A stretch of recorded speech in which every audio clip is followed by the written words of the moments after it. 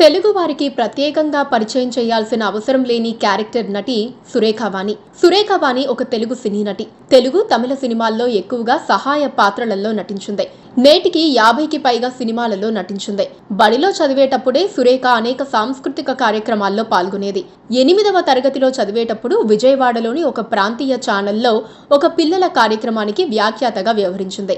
Intermediate తర్వాత పూర్తి స్థాయి వ్యాఖ్యాతగా మారింది.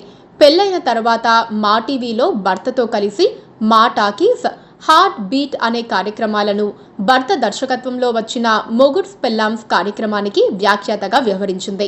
ఇటీవల సురేఖ సినిమాల్లో కనిపించడం తగ్గింది.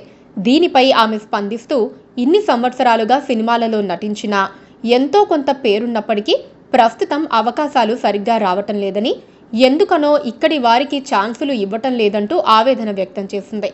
అయితే రీసెంట్గా సురేఖ చేతిలో మూవీస్ అంతగా లేకున్నా సోషల్ మీడియాలో బాగా యాక్టివ్గా ఉంటూ తరచూ యూట్యూబ్, ఇన్స్టాగ్రామ్ వీడియోలతో అలరిస్తుంది.